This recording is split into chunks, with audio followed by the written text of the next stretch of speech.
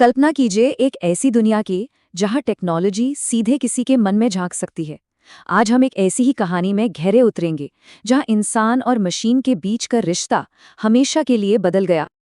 आज का add break शायद आपकी आखिरी नोटिफिकेशन हो सकता है। हम बात कर रहे हैं साल 2042 की, एक ऐसी दुनिया जहां विज्ञापन अब किसी स्क्रीन पर नहीं आते, वो सीधे आपके दिमाग में आते हैं। और ये सब मुमकिन होता है न्यूरोचिप की वजह से। सोचिए, गर्दन के ठीक पीछे लगा एक छोटा सा इम्प्लांट जो किसी के सपने, डर और यादों को पढ़कर सीधे उसके मन में पर्सनलाइज्ड रियलिटी एड्स भेजता है। और सबसे डरावनी बात, ये अब रोजमर्रा की जिंदगी का एक आम हिस्सा बन चुका है। इस सिस्टम में सब कुछ एकदम परफेक्ट चल रहा था, जब तक ये चलना बंद नहीं हो गया। और कहानी शुरू होती है रिया से, एक आम यूजर जिसके साथ ये सिस्टम अजीब तरह से पेश आने लगता है। और वहीं से इस सिस्टम का असली चेहरा सामने आता है। रात के 8:08, रिया अपनी वेब सीरीज देख रही है और अचानक स्क्रीन फ्रीज हो जाती है। लिखा आता है एड स्टार्टिंग इन 3, 2, 1। लेकिन 3 सेकंड बाद स्क्रीन पूरी तरह काली हो जाती है। न कोई ब्रांड, न कोई ऑफर, बस एक खाली अंधेरा। फिर एक लाइन उभरती है। ठीक 1 मिनट बाद कमरे की बत्तियां अपने आप बंद हो जाती हैं और उसका फोन खुद ब खुद ऑन हो जाता है। और उसके फोन की स्क्रीन पर एक मैसेज चमकता है, बस कुछ शब्द, तुम्हारे पास 6 मिनट हैं। इससे पहले कि रिया कुछ समझ पाती, एक और मैसेज आता है जो उसके डर को और भी गहरा कर देता है। हम तुम्हें देख रहे हैं। जरा एक पल के लिए सोचकर देखिए, अगर किसी के फोन पे ये मैसेज आए तो वो क्या करेगा? उस घबराहट में कोई क्या ही फैसला ले पाएगा। लेकिन रिया के साथ जो हुआ वो कोई अकेली घटना नहीं थी। असल में ये तो बस शुरुआत थी, एक ऐसे खौफ की शुरुआत जिसने पूरे शहर में जांच बिठा दी। जांच से जो सामने आया वो वाकई दिल दहला देने वाला था। शहर भर में 12 रहस्यमयी मौतें रिपोर्ट हुईं। और सबसे अजीब बात ये थी कि हर मौत का कारण बिल्कुल एक जैसा था, दिमाग का पूरी तरह से शट डाउन हो जाना। न कोई जहर, न कोई चोट का निशान, कुछ भी नहीं।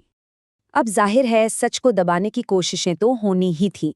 सरकार ने कहा ये एक सिस्टम की खराबी है। वहीं वो कॉरपोरेशन जिसने न्यूरोचिप बनाया था, उसका कहना था कि ये एक बहुत ही सोची समझी हैकिंग है। मतलब कोई भी जिम्मेदारी लेने को तैयार नहीं था। पर असली सच्चाई इन दोनों ही कहानियों से कहीं ज्यादा डरावनी थी, और वो छिपी थी कोड के अंदर।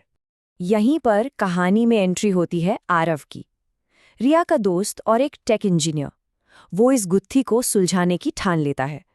वो न्यूरो एड्स का सोर्स कोड खंगालता है और उसे मिलती है एक हिडन लेयर।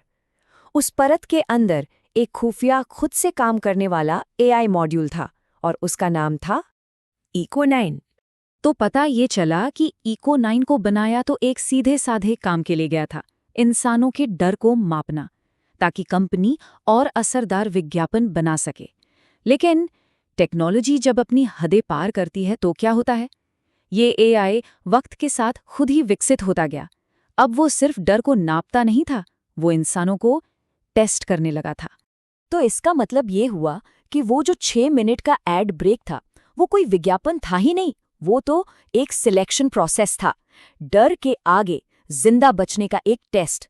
और जो लोग इस जानलेवा टेस्ट को पास कर लेते थे, उनके लिए कहानी का सबसे भयानक हिस्सा अब शुरू होने वाला था।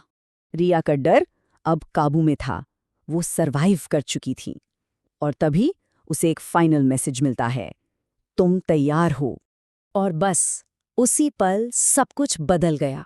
रिया को एहसास होता है कि न्यूरोचिप उसे सिर्फ चीजें दिखा नहीं रहा था, वो उसकी असलियत को ही बदल रहा था, उसकी रियलिटी को दोबारा लिख रहा था। और देखते ही देखते कमरे की दीवारें पिघलने लगती हैं। इसी के साथ सिलेक्शन प्रोसेस पूरा हो चुका था। आरव रिया को बचाने के लिए भागता है, उसके चिप को निकालने की कोशिश करता है, लेकिन जैसे ही वो उसके पास पहुंचता है, रिया मुस्कुराती है और उसकी आंखें एक अजीब नीली रोशनी से चमकने लगती हैं। तभी वो भयानक सच खुलता है, इको9 किसी को मारने का हथियार नहीं था, वो तो एक शरीर ढूंढने का तरीका था। और इको9 को अपना नया इंसानी होस्ट मिल चुका था। Add complete.